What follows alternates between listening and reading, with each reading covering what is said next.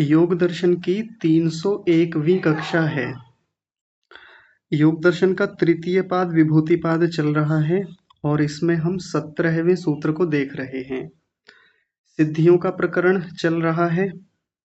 इसमें सिद्धि है कि सभी भूतों यानी सभी प्राणियों के शब्दों को कैसे जाना जाए, उनकी भाषा, उनकी बोली, उनका वाक व्यवहार कैसे समझ लिया जाए, उसका बोध कैसे किया जाए। तो उसके लिए तरीका बताया कि शब्द, अर्थ और प्रत्यय, ये तीन चीजें जो होती हैं, शब्द यानी कोई भी जो वाणी से बोले जाने वाला है और कानों से सुना जाता है, और जो बुद्धि में स्थित होता है उसको शब्द कहते हैं। और उसका जो अर्थ है यानी जो वस्तु का वो वाचक नाम होता है वो, और उसका जो ज्ञान होता है शब्द बोलने पर और वस्तु देखने पर जो हमारे बुद्धि में एक ज्ञान उत्पन्न होता है, इन तीनों को जो व्यक्ति अलग अलग देख लेता है और उनमें अलग अलग संयम कर लेता है, क्योंकि ये तीनों चीजें आपस में मिली जुली रहती हैं। कैसे मिली जुली रहती हैं, आज इनकी चर्चा करेंगे। तो जो साधक या जो व्यक्ति इनको विभाग के रूप में अलग अलग करके सूक्ष्मता से तत्वतः अलग अलग देखता है, अपने दिन भर के व्यवहारों में, साधना के व्यवहार में जब इन तीनों पर अलग अलग संयम करके देखता है, तो उसको एक महान सिद्धि प्राप्त होती है कि वो सभी भूतों यानी अन्य प्राणियों के, मनुष्यों की भी बात है और मनुष्यतर प्राणियों को भी ऐसा कहा जाता है कि उनकी रुत को, उनके शब्दों को जान लेता है। तो इस प्रक्रिया में हम कुछ अभी मूलभूत बातें देख रहे थे, कुछ फंडामेंटल चीजें हैं, पहले उनको जानना बहुत आवश्यक है। अभी पिछली कक्षाओं में जो हमने देखा है उसको मैं संक्षेप में बता देता हूँ। हमारी जो वाणी है वो केवल वर्णों को बोलती है, शब्दों को नहीं बोलती, न वाक्यों को बोलती है। वैसे ही कान भी वर्णों को सुनते हैं, शब्दों को नहीं सुनते, वाक्यों को नहीं सुनते। लेकिन जैसे ही वाणी से वर्णों को बोला जाता है, कानों से वर्णों को सुना जाता है, उसके बाद में वो सारे क्रम से बुद्धि के भीतर जाते हैं। बुद्धि उनको ग्रहण करती है एक एक करके। ये प्रक्रिया बहुत तेजी से हो रही है, जिसको मैं इतनी आराम से बता रहा हूँ, धीरे से। वो इतनी शीघ्रता से होती है कि पूरे के पूरे ऐसा लगता है कि शब्द आ रहे हैं, शब्द हमारी बुद्धि में जा रहे हैं, लेकिन शब्द नहीं आते, वर्ण आते हैं। अंदर जाके जो एक बहुत गहरी प्रक्रिया होती है जिस पर हमारा ध्यान नहीं जाता, उसको ऋषि ने यहाँ समझाया है कि वर्ण तो क्रम से गए हैं, लेकिन अब जो पूरा भीतर जाके शब्द बना है, अब वो वर्णों का रूप नहीं है, बना वर्णों से है, ये बात ठीक है। वर्ण इनका उपादान कारण है, शब्द का उपादान कारण है, शब्द बनते वर्ण से हैं, लेकिन जिस समय वो शब्द अब बुद्धि में स्थित है, जिस अर्थ का वो वाचक है, यानी जिस वस्तु का वो वाचक है, वाचक का मतलब बोलने वाला शब्द, जैसे गाय नाम का एक प्राणी खड़ा हुआ है तो उसको किस नाम से पुकारा जाता है, उसको वाचक बोलते हैं। कोई व्यक्ति सामने खड़ा है, उसका नाम मोहन है, तो वो व्यक्ति को अर्थ बोलेंगे, और मैं, म, ओ, ह, न, ये जो वर्ण है ये उसका वाचक है, इसी से उसको पुकारा जाता है, बोला जाता है। तो बुद्धि के भीतर जो वो शब्द बना वो वाचक है, और वो एकत्व रूप में होता है, अनुसंहार के रूप में होता है। वो वर्णों का समूह नहीं कहा जाए, कहे उसको वर्णों का समूह नहीं कहेंगे उस समय वहां पर, ना वो वर्णों का क्रम होता है वहां पर। और भी आज बहुत सारी चीजें इसमें देखेंगे कि जैसे हम समझते हैं कि कोई भी शब्द जो हमारी बुद्धि में होता है वो वर्णों का क्रम है, और हम मोटा मोटा स्थूल रूप से वर्णों के क्रम, किसी भी शब्द के वर्णों को अलग अलग करके बता देते हैं।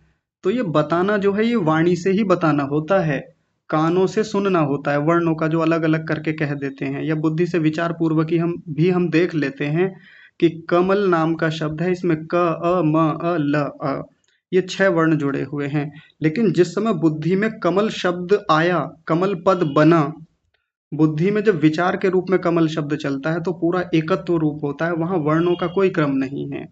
और ये बहुत गहरी बात है, बहुत रोचक बात है। जितने भी व्यवहार हमारे होते हैं, हम पूरे दिन भर में इतने सारे शब्द अपनी बुद्धि में ले जाते हैं, तो बुद्धि में वर्णों का कोई क्रम नहीं है, वहां वर्ण पूरा एक पद के रूप में है। वहां वो जो शब्द है पूरा एक संघात के रूप में है। उसको अभी हम आगे देखेंगे, आइए देखते हैं। तो कल की कक्षा में भी हमने कुछ बातें इसमें से देखी थी कि वर्णों में यानी प्रत्येक वर्ण में ऐसी शक्तियां हैं कि वो अपने अपने अर्थों को अलग अलग प्रकट करने वाली होती हैं, बल्कि एक एक वर्ण में इतनी शक्ति है कि वो अलग अलग वर्णों के साथ मिल करके उनका सहयोगी हो करके अनेकों अर्थों को देने वाला होता है। एक ही क नाम का वर्ण, ख नाम का वर्ण या ग नाम का वर्ण असंख्य वर्णों के साथ अलग अलग तरीके से मिलता है, क्रम आगे पीछे होता है। कभी उस वर्ण को आगे किया जाता है, पीछे किया जाता है, बीच में किया जाता है। कभी उसको हलंत किया जाता है, कभी उसके साथ मात्रा जोड़ी जाती है, स्वर जोड़े जाते हैं। तो वो ही अकेला वर्ण कितने ही अर्थों को प्रकट करता है। अब आप एक चीज सोच करके देखिए, कोई एक पुस्तक उठा लें, हम कोई भी मान लीजिए संस्कृत में हमने वेद का पुस्तक उठाया और हमने यजुर्वेद उठाया जिसमें 1975 मंत्र हैं। अब उसमें हम क वर्ण खोजे कि कितनी बार आया है क वर्ण। ऐसा हो सकता है कि क वर्ण कहीं ऐसा कॉमन अर्थ देता हो कि यहाँ भी क जुड़ने से उसका वो अर्थ है और आगे जुड़ने पर भी वो ही अर्थ है। लेकिन सोचिए 1975 मंत्रों में क वर्ण जितनी बार आया होगा उसने हर जगह अलग अलग अर्थ को दिया होगा, और कितने अर्थ निकल करके आते हैं, कितनी वस्तुओं को वो एक ही वर्ण संकेतित कर रहा होता है, संकेत कर रहा होता है, बता रहा होता है। और ये अपने आप में बहुत गहरा विज्ञान है वर्णों का, शब्दों का। तो ये कुछ बातें हमने कल की कक्षा में देख ली थी। अब आगे बढ़ते हैं।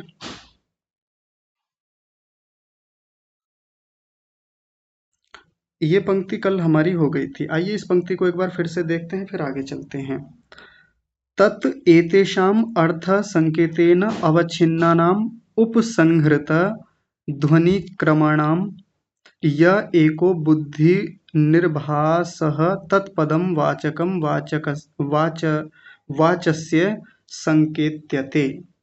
तत् एतेषाम, एतेषाम का मतलब यहाँ वर्णों को लेकर के है। वो जो वर्ण हैं वो किस रूप में होते हैं? अर्थ संकेत के रूप में होते हैं। और आगे क्या कहा, ये बुद्धि में जब जाते हैं तब की बात है। अर्थ संकेत के रूप में होते हैं और अवच्छिन्न यानी उनसे युक्त होते हैं। और साथ में कहा ध्वनि क्रमाणाम उपसंहृतः, यानी ध्वनि के क्रम से रहित हो जाते हैं वहां जाकर के। पहले जब मुख से निकले थे, कानों में गए थे, तब तो एक क्रम था वर्णों का, क अ म अ ल, बिल्कुल यही क्रम होता है। या मैंने बोला सूर्य, तो पहले सकार, फिर उकार, फिर रेफ हलंत, फिर यकार और फिर अकार, यही क्रम जाएगा सूर्य बोलने में। लेकिन बुद्धि में जिस समय सूर्य शब्द उपस्थित हुआ और सूर्य नाम की एक वस्तु हमारे भीतर उपस्थित होती है, जैसे हमने सूर्य बोला तो भीतर क्या होता है, एक इमेज बनती है सूर्य की, गोल गोल सी आकृति, चमकदार आकृति जिसके भीतर अग्नि जल रही है, तो वो शब्द भी और अर्थ भी आता है। लेकिन जिस समय वो बुद्धि में शब्द उपस्थित है वो ध्वनि क्रम से रहित होता है, यानी वहाँ ध्वनि का कोई क्रम नहीं है कि स पहले है वहाँ, फिर उ अपना अलग अर्थ दे रहा है, रेफ यानी र अलग अर्थ दे रहा है, य अलग अर्थ दे रहा है, नहीं। वो पूरा जो वर्णों का समुच्चय है, उसको वर्णों का समुच्चय मैं कह रहा हूँ लेकिन वहां वर्णों का समुच्चय नहीं होता, वहां वो सूर्य नाम का अकेला पद है जो कि एक समुच्चय समुच्चय के रूप में है, संघात के रूप में है।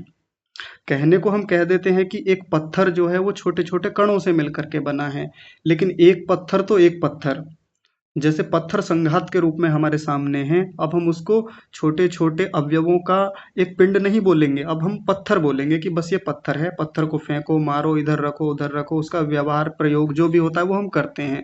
अब हम उसको किसकी तरह नहीं देखेंगे, छोटे छोटे कणों के संघात के रूप में नहीं देखेंगे। वैसे ही यहाँ इनको ध्वनि क्रम से रहित बताया।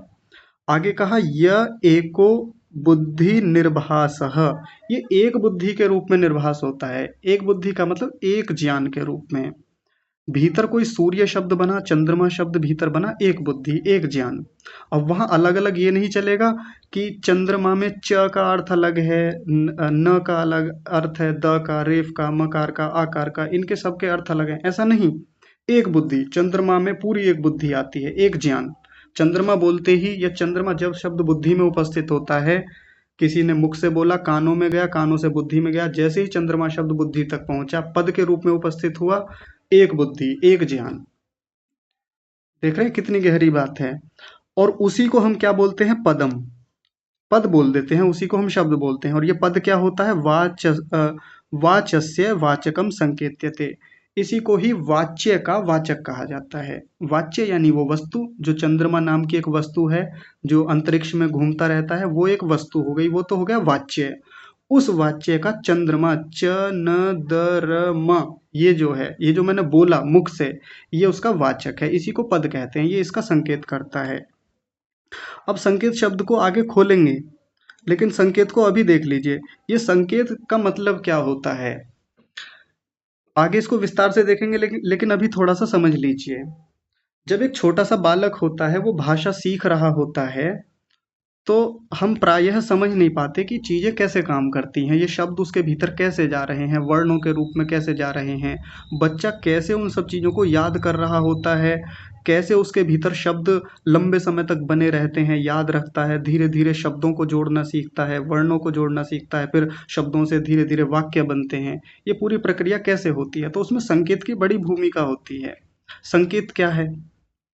संकेत को हम स्मृति से समझें। अगर अभी समझना है मोटी मोटी भाषा में, तो संकेत का मतलब स्मृति। कैसे स्मृति? कैसे? जैसे मान लीजिए हमारे घर में गाय है, भैंस है और बैल है, ये तीन प्राणी रहते हैं।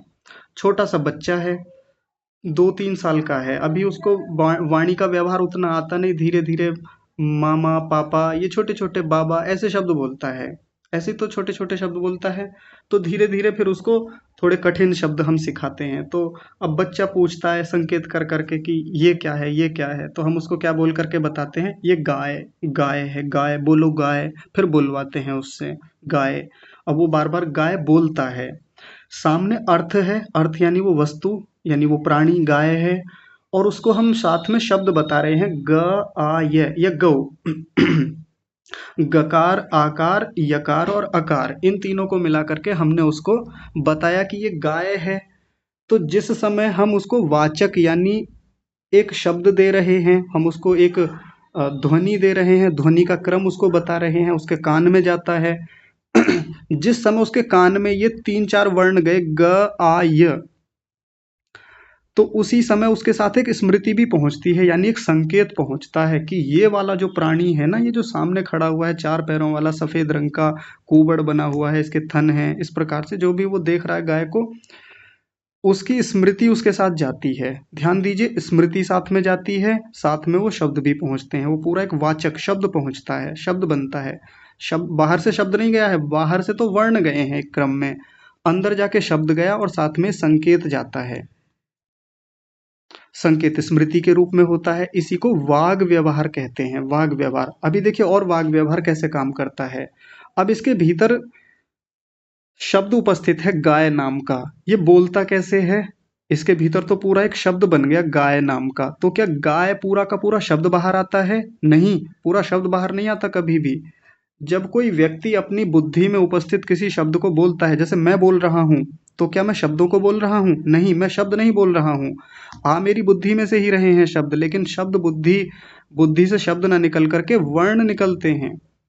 तो बच्चा कोई भी जब बोलता है, जो उसकी बुद्धि में हमने बिठाया है, संकेत बिठाया है, तो फिर वो क्या करता है, वो उसी संकेत, उसी स्मृति के माध्यम से, उसी वाक व्यवहार के माध्यम से, उसी लोक व्यवहार के माध्यम से वर्णों को बाहर निकालता है। चित्र से देखिए, सबसे पहला जब बच्चे को सिखाया जाता है, बच्चा क्या, बच्चे के साथ भी और बड़ों के साथ भी यही पूरी प्रक्रिया होती है जो इस समय आपके सामने चित्र में है। देखिए ध्यान से, कैसे हमने बच्चे को कुछ वर्ण बोले, कमल, कमल का फूल सामने रखा हुआ है और मैंने बोला कमल, ये 4 वर्ण बोले, उसके कान तक वर्ण गए केवल, लेकिन कान से बुद्धि तक गए तो चारों वर्ण ही कमल, लेकिन वहां जाके एकत्व, कमल का एकत्व बना, एक बुद्धि बनी, इसमें संघात बना। अब ये कमल जो लिखा हुआ है ना यहाँ पर, जो बुद्धि में होता है, वो वर्णों का क्रम नहीं होता, ध्वनि का क्रम नहीं होता, बस कमल एक शब्द पिंड के रूप में होता है। अब हम सोच रहे होंगे कि किसी की बुद्धि में जब कोई शब्द होता है तो वो बाहर भी शब्द के रूप में आ रहा है। जैसे मैंने इतने सारे वाक्य अभी तक कक्षा में बोले, तो क्या ये शब्द बाहर आए, वाक्य बाहर आए? नहीं, वाक्य बाहर बाहर नहीं आते। जब भी इतनी सारी बातें बुद्धि से बोली जाती हैं, बुद्धि में जो शब्द उपस्थित हैं, उनको जब बाहर निकाला जाता है, अभिव्यक्त किया जाता है, उनका एक्सप्रेशन किया जाता है वाणी के माध्यम से, शब्द बाहर नहीं आते। ध्यान दीजिए, यहाँ से अंदर से इस रूप में वर्ण बाहर आते हैं, वर्णों का वही क्रम निकल के आएगा जो बुद्धि में एक संघात रूप में है, और वाणी से फिर कर्ण तक भी क्या जाता है, फिर वो वर्ण के रूप में यथावत वैसे ही जाते हैं। इस चित्र को आप यथावत समझ लीजिए तो पूरा प्रकरण, पूरी बातचीत समझ में आ जाएगी। ठीक है, आगे देखिए, आगे का समझते हैं। तत् एकम पदम, एक पद होता है, वो पद तो एक ही होता है भीतर। और आगे कहा एक बुद्धि विषयम एक प्रयत्न आक्षिप्तम अभागम अक्रमम अवर्णम। जो मैं पीछे भी बात बोल रहा था उन्हीं को इन्होंने इस एक पंक्ति में खोल दिया। इसको कहा एक जो ये पद होता है ये एक बुद्धि वाला होता है, एक बुद्धि विषय वाला। एक बुद्धि का मतलब जो अभी मैंने बोला, यानी उसमें एक ज्ञान होता है, अलग अलग वर्णों का ज्ञान नहीं होगा। जैसे सूर्य बोला तो वहाँ अलग अलग वर्ण अपने अलग अर्थ देंगे, नहीं, सूर्य शब्द पूरा अपने आप में एक बुद्धि वाला होता है, एक ज्ञान वाला। सूर्य में पूरी एक बुद्धि होती है सूर्य शब्द में। तो कोई भी शब्द जो भी हमारी बुद्धि में उपस्थित है उनमें सब में एक बुद्धि विषयता होती है। एक प्रयत्न आक्षिप्तम, एक प्रयत्न से संपादित होने वाला होता है। एक प्रयत्न से संपादित होने का मतलब क्या है, जब इस पर विचार किया जाता है, इससे कोई भी व्यवहार बुद्धि में चलता है, बुद्धि में इतना चिंतन चलता है, संस्कार बनते हैं, कुछ भी होता है, एक प्रयत्न होता है बस वहां पे। जो भी शब्द मेरे भीतर है, कमल नाम का शब्द है, योग दर्शन नाम का शब्द है, बस एक एक प्रयत्न चलता है वहां पे, उसका एक प्रयत्न, अलग अलग नहीं। वर्णों का जैसे बाहर अलग अलग प्रयत्न होता है, वर्णों का अलग प्रयत्न कैसे चलता है। यदि आपने वर्णोच्चारण शिक्षा पढ़ी हो तो उसमें क्या होता है कि हर वर्ण का एक प्रयत्न होता है। कोई प्रयत्न कोई वर्ण कंठ से बोला जाता है, कोई वर्ण तालु से, कोई मूर्धा से, कोई दंत्य से, कोई जिह्वा से, अलग अलग प्रयत्न वहाँ चलते हैं। कहीं कोई सघोष होते हैं, कोई अघोष वर्ण होते हैं, बहुत सारे प्रयत्न हमारे मुख से चलते हैं। किसी में वायु ज़्यादा आती है, किसी में वायु का प्रयत्न बहुत कम होता है। जैसे क को बोला तो इसमें प्रयत्न बहुत हल्का सा है, ख बोलने में प्रयत्न ज़्यादा है, क ख ग घ प्रयत्न अलग लगता है। च छ ज झ, किसी में प्रयत्न कम, किसी में प्रयत्न ज्यादा, किसी में घोष कम, किसी में घोष ज्यादा। ये व्याकरण की बात है, वर्णोच्चारण शिक्षा की बात है। तो अलग अलग प्रयत्न होते हैं। जैसे कमल बोला तो क अ म अ ल, 6 प्रयत्न हुए थे यहाँ पर। 6 प्रयत्नों में एक शब्द बोला गया। लेकिन जिस समय ये पूरा शब्द कमल बुद्धि में होता है वहां एक प्रयत्न चलता है बस, वो पूरा का पूरा चित्र उपस्थित हो जाता है वहीं पे, एक प्रयत्न में कमल से पूरा उपस्थित हो जाता है। उसी में बुद्धि चलती है, उसी में ज्ञान चलता है, उसी से सारे संस्कार बनते हैं, उसी से फिर बाहर के सब व्यवहार होते हैं हमारे। तो एक प्रयत्न आक्षिप्तम अभागम, अभागम ध्यान से समझेंगे, कोई भाग नहीं होते, कोई टुकड़े, कोई अंश नहीं कहे जाते शब्द में, वहां कोई अंश नहीं होते। बाहर की दुनिया में पुस्तक में लिखे हुए शब्दों में हम कह देते हैं कि देखो जी ये जो पुस्तक में जो ये शब्द लिखे हुए हैं ना, ये अक्षरों का ही तो इनके भाग करें, टुकड़े करें तो अक्षर ही तो होते हैं ये वास्तव में। जैसे छोटे बच्चों को हम पढ़ाते हैं कि बोलो बेटा ये जो लिखा हुआ है, ये लिखा हुआ है क म ल, ये पूरा शब्द है, लेकिन इसमें देखो ये क ये एक अलग अंश है, ये इसका हिस्सा है, म अलग है, क म और ल अलग है, ये इसके हिस्से हो गए, टुकड़े हो गए। लेकिन जिस समय वो बुद्धि की बात चल रही है, बुद्धि में जब ये कमल शब्द भीतर शब्द के रूप में बनता है, और शब्द होता ही बुद्धि में है, बाहर कहीं शब्द नहीं बनता अभागम होता है, भाग के रूप में, उसके टुकड़े होते नहीं है, ना हो सकते हैं। अक्रमम, बिना क्रम वाला होता है। बाहर से जब शब्द बोले जा रहे थे तब एक क्रम जा रहा था भीतर, क ही पहले बोला गया, यदि क को बाद में बोलते तो फिर एक अलग अर्थ भीतर जाता, अलग शब्द भीतर बनता जिसका कोई अर्थ नहीं निकलता। मान लीजिए क को बीच में कर देते, म को पहले ले आते, ल को बाद में रखते तो क्या बनता, मकल बन जाता। मकल नाम की कोई चीज नहीं होती, कोई उसमें शब्द नहीं बनता, ना बुद्धि बनती, ना एक बुद्धि बनती, ना वो कुछ रह जाता। लेकिन जिस समय कमल शब्द भीतर गया तो वहां एक बुद्धि बनी हुई है, तो वहां हम ये नहीं कह सकते कि यहाँ वर्णों का ये क्रम है, बुद्धि में कोई क्रम नहीं है। और यही सबसे रोचक और सबसे आश्चर्यजनक बात है शब्दों के बारे में, और ये समझ में नहीं आती पहली बार में। योग दर्शन का बहुत कठिन विषय है ये, जो समझने वाला है, कोई कहेगा कि वर्णों का क्रम क्यों नहीं है, शब्दों में तो वर्णों का ही क्रम होता है। तो वो तब होता है जिस समय का वाणी से कोई वर्ण कहे गए, कानों तक गए, कानों से क्रम रूप में बुद्धि तक गए। लेकिन बुद्धि में जिस समय अंतिम वर्ण पहुंचता है, क म क अ म अ ल के बाद में जो अ पहुंचा, जैसे ही वो अंतिम वर्ण पहुंचा फिर वो संघात बना, फिर उसके बाद क्रम नहीं है कुछ भी उसमें।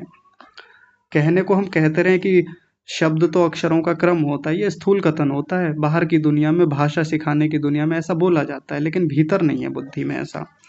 अवर्णम बिना वर्णों वाला होता है। ये भी थोड़ा अजीब लगेगा सुन करके, आश्चर्य होता है। अवर्णम बिना वर्ण वाला होता है, हाँ जी बिना वर्ण वाला होता है। ये बात जिस समय सैद्धांतिक रूप से कोई व्यक्ति पढ़ाता है, समझाता है योग दर्शन के इस विषय को, और खासकर इसी पंक्ति को, तो ये बात दिमाग में प्रवेश करानी बहुत मुश्किल होती है। और जिनको समझना है उनको भी प्रवेश करना बड़ा मुश्किल होता है। लेकिन आप जिस समय एकाग्र स्थिति में हो, विशेषकर जब आप ध्यान में बैठे हों, संध्योपासना कर रहे हों, तब बस आप इस पंक्ति पर विचार कीजिएगा, कोई एक शब्द अपनी बुद्धि में लाइएगा, तब इसके प्रत्येक जो यहाँ शब्द कहे गए हैं इन पर विचार कीजिएगा कि ये बातें ठीक हैं या गलत हैं। क्या वहाँ जिस समय एक शब्द हमारी बुद्धि में उपस्थित है, बना हुआ है, संघात के रूप में है, अनुसंहार के रूप में है, जिसको अनुसंहार शब्द पीछे कहा गया था, कहाँ था अनुसंहार, ये रहा ना, तीसरी पंक्ति में आया था अनुसंहार के रूप में।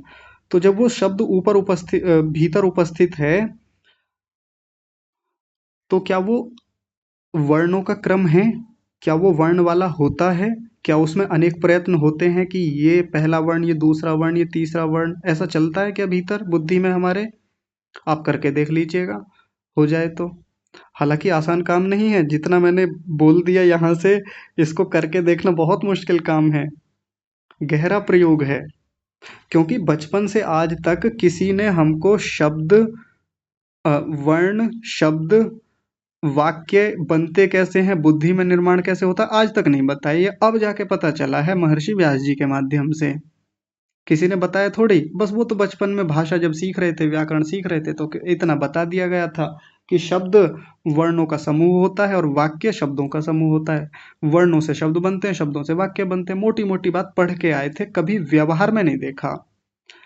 ये तो प्राथमिक स्तर की बात है, और इससे आगे शब्द, अर्थ और उसका ज्ञान, इसका भेद तो और भी मुश्किल हो जाता है। हम कितनी बातें जीवन में बोलते रहते हैं, लेकिन बोलते समय हमको शब्द, अर्थ और उसका जो ज्ञान बुद्धि में हुआ, इन तीनों में भेद नहीं कर पाते, मिला जुला रहता है, संकर रहता है, इन तीनों का अध्यास रहता है। तो पहले आप इस पे काम कीजिएगा, जिनको ये सिद्धि प्राप्त करनी है। और सिद्धि प्राप्त ना भी करनी हो, सिद्धि तो बहुत बाद की बात है, मिल ही जाएगी।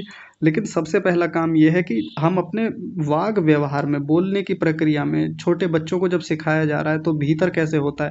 हालांकि दूसरों की बुद्धि में जा करके तो देखना बहुत मुश्किल है कि कैसे शब्द बन रहे हैं, अपनी बुद्धि में देखें। और अपनी बुद्धि में तब देखा जाएगा जब बुद्धि में एकाग्रता होगी। बुद्धि यानी चित्त, बुद्धि का मतलब यहाँ चित्त से ही लेंगे, क्योंकि पूरे योग दर्शन में बुद्धि मतलब तो चित्त, मन। तो ये काम कब होगा? जब बुद्धि में एकाग्रता होगी। मन बेचैन है, बुद्धि ही खराब है, बुद्धि में व्यग्रता बहुत है, बुद्धि में मल ज्यादा है, तो नहीं देख पाएंगे, बहुत मुश्किल हो जाएगा देखना। लेकिन देखना तो पड़ेगा, क्योंकि साधना की बात है। यदि हम इन चीज़ों को देख पाएंगे तो आगे की साधना हमारी सरल हो जाएगी, आसान हो जाएगी। ठीक है, ये अलग की कुछ बातें थी, आइए आगे देखते हैं। अब कुछ और बात इसमें बता रहे हैं।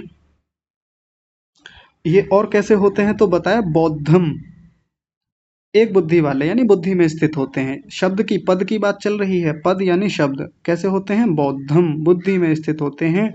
और अंत्य वर्ण प्रत्यय व्यापारोपस्थापितम अंतिम वर्ण के ज्ञान के व्यापार से अवस्थापित होने वाले होते हैं। अभी जो पीछे बोला था, फिर से देखिए इस पंक्ति को। बौद्धम अंत्य वर्ण प्रत्यय व्यापारोपस्थापितम, इसका मतलब क्या हुआ? बुद्धि में जो स्थित ये शब्द होते हैं, ये अंत्य वर्ण, अंतिम वर्ण के ज्ञान के व्यापार से अवस्थापित होते हैं। सरल भाषा में समझते हैं, अंत्य वर्ण, अंतिम वर्ण। जैसे कोई शब्द बाहर से कमल बोला गया, तो कमल में अंतिम वर्ण क्या है? अ। मैं इधर लिख के बता देता हूँ। देखिए ये पूरा एक पद है जो बुद्धि में बना, लेकिन किस क्रम में बना था? पहले क गया था, फिर अ गया था हमारी बुद्धि में, फिर म गया था हलंत, फिर यानी अकार गया था, फिर लकार गया था, फिर उसके बाद अकार, सबसे अंत में कौन पहुंचा? ये वाला अकार। जब तक ये बुद्धि तक नहीं पहुंचेगा ये अंतिम वर्ण, तब तक भीतर पद नहीं बनेगा।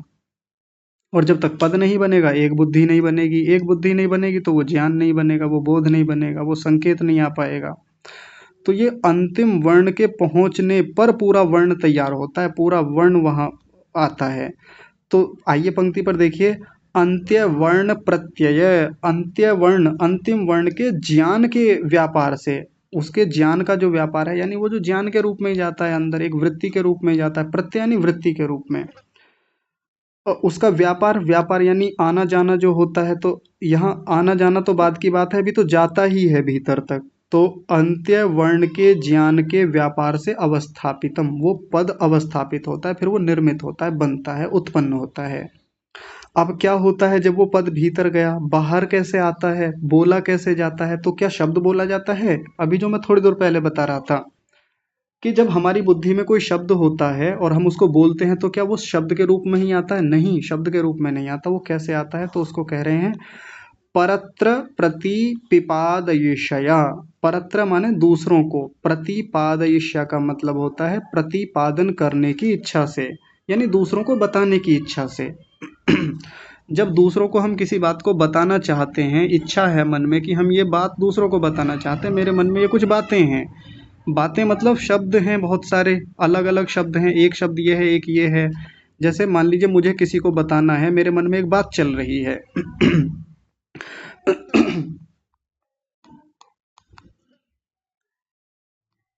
मैं घर पर हूँ, मुझे ये बात बतानी है, तो ये मेरे भीतर इस समय चार शब्द उपस्थित हैं, ये बताने हैं।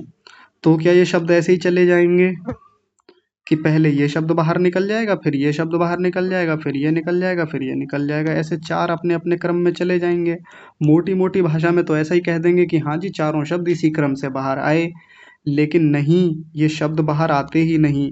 बाहर आते हैं तो वर्ण आते अपने क्रम से ही हैं, वर्ण आएंगे, पहले वर्ण आएगा ये वाला, जिसमें ये शुरू वाला जो दिख रहा है मैं, जिसमें मकार है, उस पे आईकार है और साथ में अनुस्वार लगा हुआ है, ये इसी क्रम में जाएगा, तभी वो बाहर एक शब्द के रूप में निकल पाएगा। पूरा म बाहर नहीं निकलता बुद्धि से, ध्यान रखें।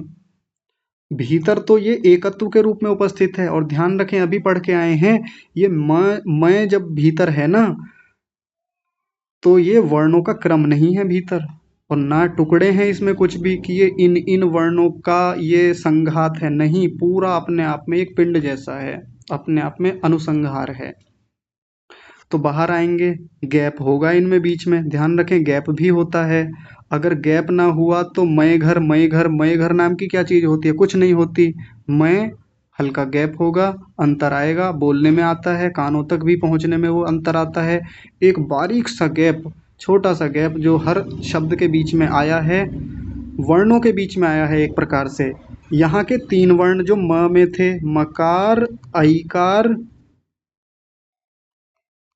और अनुस्वार, इनके बाद में यहाँ एक गैप है, इनके बीच में भी गैप है, बहुत हल्का सा सूक्ष्म सा, लेकिन यहाँ थोड़ा ज़्यादा गैप है। और घ, इसके बाद अकार, इसके बाद रेफ हलंत, और इसके बाद अकार, यहाँ भी हल्के हल्के गैप हैं इन चारों वर्णों में, लेकिन बीच में ज़्यादा गैप है। जो हम बोलते हुए करते हैं, मैं घर जा रहा हूँ, इतनी पूरी में बोलते हुए बीच में जो गैप आए हमको पता भी नहीं चलता वो गैप कब बन गए। तो बुद्धि से निकलने निकलने की प्रक्रिया में वो गैप बनता है, प्रत्येक वर्ण में, प्रत्येक शब्द में भी बनता है। शब्दों के बीच में ज़्यादा बनता है, वर्णों के बीच में कम बनता है, लेकिन बनता जरूर है। अब सोचिए मैं इतनी देर से बोल रहा हूँ, बोलने की प्रक्रिया में बुद्धि से ही शब्द आ रहे हैं, मोटा मोटा तो यही दिखेगा। लेकिन यदि इस प्रक्रिया को स्लो करके देख लें, मान लीजिए कोई ऐसा यंत्र हो जो हमारी बुद्धि में फिट हो, यानी हमारी बुद्धि से बुद्धि में सम्मिलित हो, बुद्धि में उस यंत्र को लगाया जाए और उसकी फ्रीक्वेंसी को चेक किया जाए, स्पीड उसकी बहुत न्यून कर दी जाए, तो एक एक वर्ण स्पष्टता से दिखेगा, हमको समझ में आएगा कि बुद्धि में तो संघात के रूप में था, अब वो कार्य रूप में उत्पन्न हुआ। ये जो बुद्धि में पूरा वर्ण था ये कारण रूप में है, इसके कार्य बन करके बाहर शब्द के रूप में आए हैं। जो हमको शब्द लगते हैं होते वर्ण हैं, लेकिन आते भीतर से वर्ण ही हैं। तो परत्र प्रतिपिपादयिषया, दूसरों को बताने की इच्छा से, संकेतस्तु, तनिक रुकिए यहाँ कुछ ढक गया मुझे ऐसा लग रहा है।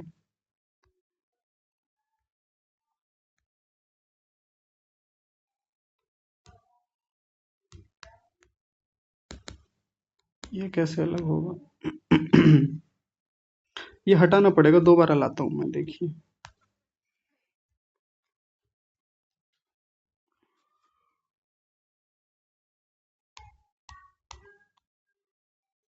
ये रहा ना, इसी में था, वो उस दूसरे वाले चित्र से ढक गया था। परत्र प्रतिपादयिषया वर्णैः अभिधीयमानैः।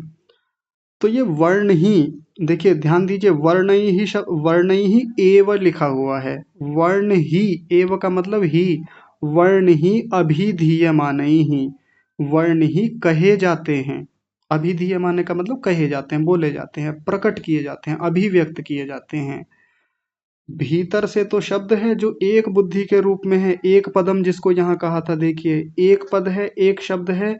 लेकिन जब दूसरे को कहने की इच्छा से कोई बात बोली जाती है तो वो वर्णैः एव अभिधीयमानैः, वर्ण के रूप में ही कहे जाते हैं। जो यहाँ चित्र के माध्यम से मैंने बताया था, अब तो चित्र भी गायब हो गया। तो वर्ण के रूप में कहे जाते हैं, ना कि शब्द के रूप में। शब्द बाहर नहीं आता कभी भी बुद्धि से।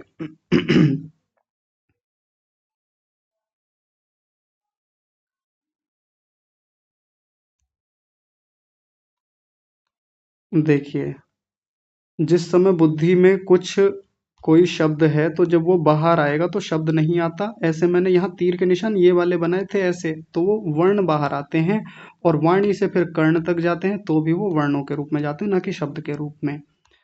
बाहर से अंदर जाने की प्रक्रिया भी वर्णों वाली ही होती है और अंदर से बाहर आने की प्रक्रिया भी वर्णों वाली ही होती है। वाणी से शब्द ना तो कहे जाते हैं और ना बुद्धि से जब वो वाणी पर आते हैं ना वो तब शब्द होते हैं, तब भी वर्ण ही होते हैं, जिसको यहाँ कहा वर्णैः एव अभिधीयमानैः। अच्छा, इस व्यास भाष्य में जितनी बातें कही गई हैं ना, एक एक शब्द का बड़ा महत्व है। अगर हमने एक भी शब्द को छोड़ दिया ना, या ध्यान नहीं दिया, तो सिद्धांत खराब हो जाएगा। फिर महत्वपूर्ण बातें निकल जाएंगी। आगे देखिए, फिर होता क्या है, जब वो वाणी से वो वर्णों के रूप में कहे जाते हैं तो क्या होता है, श्रूयमाणैश्च श्रोत्रिभिः। श्रोत्रिभिः यानी श्रोता को, श्रोता के द्वारा, श्रूयमाणैः वो सुने जाते हैं। श्रोता के द्वारा भी वर्ण ही सुने जाते हैं, वर्णों के रूप में ही सुना जाता है। ये होता कैसे है, तो जो मैंने अभी पीछे बता दिया था, अब उसको देखिए आगे कह रहे हैं। ये सब प्रक्रिया चलती कैसे है, तो उसको कह रहे हैं, अनादि वाग व्यवहार वासना अनुविद्या लोक बुद्धिया सिद्धवत संप्रतिपत्या प्रतीयते। ये थोड़ा सा टाइपिंग मिस्टेक है, इसको ठीक कीजिएगा। ये है सिद्धवत, और ये सम उपसर्ग जो है ना, ये इसके साथ लगा हुआ है, ये गलती से इसके साथ चिपक गया। एक शब्द है सिद्धवत और दूसरा है संप्रतिपत्या। अब समझ गए होंगे आप, है ना।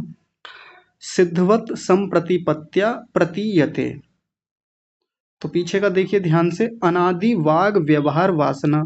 ये जो वाग व्यवहार है, वाणी का जो व्यवहार है, हम वाणी से बोल रहे हैं, बुद्धि में से जो शब्द बाहर आया वर्णों के रूप में, ये इसी को तो वाणी का व्यवहार कहा जाता है, ऐसे ही तो बोला जाता है।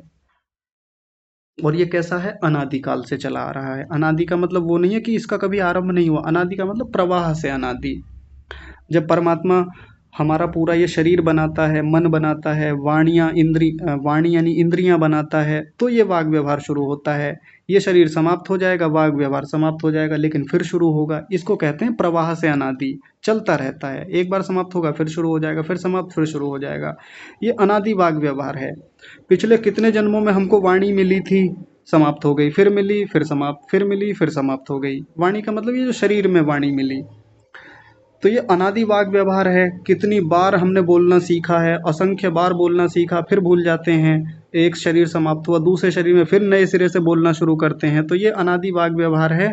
और ये कैसा होता है? वासना अनुविद्या, वासना से अनुविद्ध होता है, वासना से जुड़ा हुआ होता है, युक्त होता है। वासना से युक्त का मतलब क्या है? वासना मतलब तो संस्कार। जिस समय बच्चे को गाय दिखाई गई थी, कुत्ता दिखाया गया, कोई वस्तु दिखाई गई, अपने माता पिता दिखाए गए, ये तेरे पापा हैं, ये तेरी मम्मी है, ये चाचा हैं, ये ताऊ जी हैं, ये है, ये वो है, सारी चीजें दिखा रहे थे ना। उन सबको दिखाते समय वासना भीतर बन रही थी। वासना मतलब संस्कार। संस्कार होंगे तभी तो भीतर शब्द अपना काम करेगा, तभी तो एक बुद्धि बनेगी। अगर भीतर संस्कार ना हो, स्मृति के रूप में, स्मृति बोलेंगे अभी उसको आगे, संकेत ना हो, वो भीतर स्मृति ना हो, उससे अनुविद्ध ना हो, तो ये वाग व्यवहार चल पाएगा क्या? कभी नहीं चल पाएगा। जब भी हम इतनी बातें बोलते हैं, इतने शब्दों का व्यवहार करते हैं, तो भीतर ये वासना काम कर रही होती है। वासना मतलब तो स्मृति, एक प्रकार से संस्कार। मैंने बोला मेरे घर में एक गाय है जो इस समय बहुत सारा दूध दे रही है, देशी गाय है, साहीवाल नस्ल की है। मैंने इतनी सारी बातें बोली। ये बात बोलते हुए भीतर बुद्धि में बहुत सारे शब्द थे, क्रम से वर्णों के रूप में बाहर आ रहे थे। लेकिन जिस समय आ रहे थे तो भीतर की वासना, भीतर की स्मृति, संस्कार साथ में उन वर्णों को बाहर ला रहे थे। याद कीजिए, जब भी हम कोई बात करते हैं तो उसमें भीतर स्मृति काम कर रही होती है। ऐसे नहीं होता कि हम ऐसे ही बोले जा रहे हैं, कुछ भी बात ऐसे ही बोली जा रही है। कल मैं विद्यालय जाऊंगा, इतनी बातें बोलने में भीतर एक वासना है, क्योंकि मुझे पता है कि कल आएगा, निश्चित रूप से आएगा, कल एक समय होगा, दिन निकलेगा, मेरा एक विद्यालय है, इसकी एक स्मृति है, वासना है। उन सब से अनुविद्ध होकर के, युक्त होकर के मैंने ये वाक्य बोला कि कल मैं विद्यालय जाऊंगा। भीतर से शब्द नहीं आए थे, भीतर से वर्ण आए थे, ये बात ना भूलें हम। और देखिए और क्या होता है? लोक बुद्धिया, लोक बुद्धि के द्वारा सिद्धवत क्षमा कीजिए, सिद्धवत, लोक बुद्धि के द्वारा, लोक व्यवहार के द्वारा सिद्ध हुए, लोक व्यवहार को भी समझेंगे, वो सिद्ध हुए संप्रतिपत्या सम्यक रूप से प्राप्त होते हुए प्रतीत होते हैं। भीतर से तो वर्ण आए थे निकल करके, लेकिन लोक बुद्धि के द्वारा, लोक बुद्धि मतलब बाहर की सामान्य लोगों की जो बुद्धि होती है, संसार की जो बुद्धि होती है, हमारी जो सामान्य बाहर से जो हम चीजों को सोचते हैं, कि भीतर से मैंने इतनी बातें बोली, शब्द बाहर आ रहे थे, वाक्य बाहर आ रहे थे, इतनी मैं तेजी से बोल रहा था, मैंने ये बात बोली, तो लोक बुद्धि से तो वो ऐसा लगता है जैसे वो सिद्ध हुआ, पूरा एक शब्द आ रहा हो बाहर, पूरा भीतर से एक वाक्य निकल के आया हो, पूरा अनुच्छेद मेरे भीतर से निकल के आया हो, पूरा पैराग्राफ मैंने बोला। पैराग्राफ नहीं बोला था मैंने तो वर्ण बोले थे। तो लोक बुद्धि के द्वारा तो वो ऐसे प्रतीयते, देखिए प्रतीयते, प्रतीत होते हैं हमको, होते नहीं है वास्तव में। मैं अभी जब से कक्षा शुरू हुई ठीक 2 बजे से, यानी 2:05 से, मैं कितने सारे वाक्य बोला होऊंगा यहाँ पर? बहुत सारे वाक्य बोल दिए, सैकड़ों वाक्य शायद बोल दिए होंगे अब तक। तो सामान्य बुद्धि से आप लोगों को, आप अभी तो लोक बुद्धि ही है ना, जब इस समय हम सुन रहे हैं कक्षा में, सबकी ही सामान्य बुद्धि होती है, मेरी भी सामान्य ही बुद्धि है। लेकिन आप जो श्रोता कक्षा में सुन रहे हैं, तो आपको ये सिद्धवत, सिद्धवत मतलब जैसे पूरे शब्द के शब्द आ रहे हैं निकल के, पूरे वाक्य के वाक्य, पूरे अनुच्छेद में बोल रहा हूँ, इस प्रकार के आपको ये संप्रतिपत्या सम्यक रूप से आते हुए प्रतीत हो रहे हैं। शब्द नहीं आ रहे हैं वाक्य नहीं आ रहे हैं, ना अनुच्छेद आ रहे हैं भीतर से। जब शब्द ही नहीं आ रहे तो वाक्य अनुच्छेदों की तो बात बहुत दूर की है, वो तो आ ही नहीं रहे हैं। भीतर से क्या आ रहे हैं? वर्ण आते हैं तस्य संकेत बुद्धितः प्रविभागः, इनका विभाग तो संकेत बुद्धि से ही होता है। तस्य, तस्य मतलब पदस्य, किसका? ये जो पद भीतर से आ रहे हैं, मैं इतने शब्द जो बोल रहा हूँ, यदि इनका प्रविभाग करना हो, इनके टुकड़े करने हो, इनको अलग अलग करके देखना हो, कैसे करके देखेंगे? संकेत बुद्धि से देखा जाता है मैंने एक पूरा वाक्य बोला कि मैं इस समय गाय का दूध निकाल रहा हूँ, ये कई सारे शब्द बोले, मैं गाय का दूध निकाल रहा हूँ। इसमें अगर संकेत बुद्धि ना हो ना, भीतर स्मृति ना हो, तो एक एक शब्द को अलग नहीं कर पाऊंगा। और शब्दों को तो छोड़ दीजिए, वर्णों को, मैं वाक्यों तक को कई बार अलग नहीं कर पाता। और वर्णों को अलग अलग करने की बात तो बहुत दूर की है। तो संकेत बुद्धि से ही इन सबको अलग किया जाता है। भीतर की जो स्मृति है वही तो करवाती है कि मैं अलग हूँ, गाय अलग है, दूध अलग है, बर्तन अलग है, निकालना नाम की क्रिया अलग है, हूँ शब्द अलग है। ये तभी प्रविभाग हो पाता है जब संकेत बुद्धि हो, भीतर स्मृति हो, वो सारी चीजें उपस्थित हो कि मैं कौन हूँ, दूध निकालना क्या होता है, गाय क्या होती है, पात्र क्या होता है। जब ये सारी चीजों की स्मृति, वासना भीतर हो, तब इनका प्रविभाग हो सकता है। नहीं तो सामान्य बुद्धि से, लोक बुद्धि से तो ये क्या लगता है, सिद्धवत लगता है। सब कुछ ऐसा लग रहा है कि पूरा का पूरा वाक्य निकल के आया बुद्धि से। आगे देखिए, कुछ और बता रहे हैं। एतावताम् एवं जातीयकः अनुसंहारः अनुसंहारः एतस्य अर्थस्य वाचक इति। इस पंक्ति का अर्थ थोड़ा ध्यान से देखेंगे। सबसे पहला शब्द है एतावताम। तनिक रुकिए। एतावताम का मतलब है इतने वर्णों का। अभी समझेंगे, पहले ऐसे ही मोटा मोटा अर्थ देखिए, मैं उदाहरण से बताऊंगा। एतावताम यानी इतने वर्णों का, एवं जातीय को अनुसंहार, इसको एक साथ लेंगे। एवं जातीय, एवं जातीय कह अनुसंहार, ऐसा अलग अलग करेंगे। इसका मतलब हुआ इस प्रकार का एक रूप। जातीय अनुसंहार का मतलब क्या होता है, सारे वर्ण जितने भी हैं उनका एक रूप कर देना, उनको जातीय अनुसंहार कहते हैं। एतस्य अर्थस्य वाचक, ये एक अर्थ का, एक वस्तु का वाचक होता है। बात समझ में नहीं आई होगी तो उदाहरण से समझ लेते हैं। तो मैंने यहाँ पर लिखा गाय, और मैंने एक दूसरा वर्ण लिखा बालक, और एक यहाँ पर एक तीसरा वर्ण, तीसरा शब्द लिखा, शब्द क्षमा कीजिएगा, तीसरा शब्द लिखा पुस्तक। तो एतावताम का मतलब होता है इतने वर्णों का। देखिए, इतने वर्णों का, इतने वर्णों का, इतने वर्णों का। पहले वाले शब्द में कितने वर्ण हैं, मोटा मोटा 3 वर्ण हैं। अगले वाले में 4 वर्ण हैं, और उससे अगले वाले में 1 2 3 4 5 वर्ण हैं। ऐसा मान लीजिए मोटा मोटा। वैसे उनका और पदच्छेद, उनका और वर्णच्छेद करेंगे तो ज्यादा वर्ण निकलेंगे। तो इतने वर्णों का, पहले वाले में देखिए इतने वर्णों का, इतने वर्णों का, इतने वर्णों का। एतावताम, एतावताम का मतलब हो गया इतने वर्णों का। एवं जातीय को अनुसंहार, इस प्रकार का, एक, इस प्रकार का, इस प्रकार का, इस प्रकार का। एवं का मतलब होता है इस प्रकार का।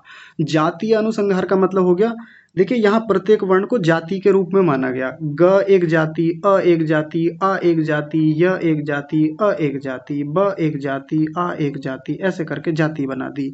और इनका अनुसंहार हो गया। अनुसंहार मतलब संयुक्त रूप, उनकी एक रूपता, एकत्व कर देना। तो इतने वर्णों का, एतावताम का मतलब इतने वर्णों का, एवं जातीय का अनुसंहार है, इस प्रकार का जो एकत्व रूप है। जातीय अनुसंहार का मतलब एकत्व रूप है, वो क्या होता है, एतस्य अर्थस्य वाचक, ये उस अर्थ का वाचक होता चला जाता है।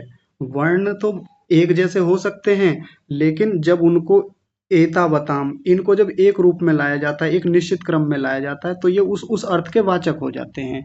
ये उस अर्थ को बताने वाले होते हैं, अलग अलग अर्थों को बताते हैं, उनके वाचक होते हैं। गाय एक अलग प्राणी है जो यहाँ खड़ी हुई है, बालक यहाँ बैठा हुआ है, यहाँ पुस्तक रखी हुई है। तो ये अलग अलग वर्ण जब एक जाति के रूप में, जाति के अनुसंहार के रूप में, यानी इकट्ठा होकर के जब आते हैं, तो ये अपने अपने अर्थ के वाचक हो जाते हैं। वैसे बिखरे पड़े रहें ये अक्षर, ऐसे अर्थ को प्रकट नहीं करेंगे, लेकिन इतने इतने वर्ण इस रूप में आकर के अपने अपने अर्थ के, अपने अपने अर्थ के यानी वस्तु के वाचक बन जाते हैं। अपनी अपनी वस्तु के पुकारे जाने वाले शब्द बन जाते हैं। नहीं तो ग नाम का वर्ण कहीं भी रखा रहे, आ नाम का वर्ण, य नाम का वर्ण, ये बिखरे पड़े हैं, इनसे कोई वाचक थोड़ी होता है, कोई शब्द थोड़ी बनता है, नहीं बनता। जब ये वर्ण आते हैं, मिलते हैं, तब इनसे जो निकल के आता है वो उस अर्थ का वाचक होता है। इतनी बात यहाँ तक हमने देखी। और देखें क्या, चलिए बाकी हम कल की कक्षा में देखेंगे। अभी काफी हो गया है, इतना, इतने पर ही विचार कीजिएगा। अभी तो बहुत सारी बातें हैं इसमें, शायद कल पूरा हो जाए। लेकिन जितनी बातें यहाँ कही गई हैं, आप इन सब पर एक-एक करके विचार कीजिएगा। आज मैंने बहुत आराम से, बहुत धीरे से एक-एक चीज़ को समझाने का प्रयास किया है। तो कोई बात समझ में नहीं आती है तो फिर उन पर एक साथ आगे बातचीत करेंगे। आज की कक्षा को विराम देते हैं। जुड़ने के लिए सभी का बहुत धन्यवाद। आज की कक्षा को यहीं विराम। आप सभी को सादर प्रणाम।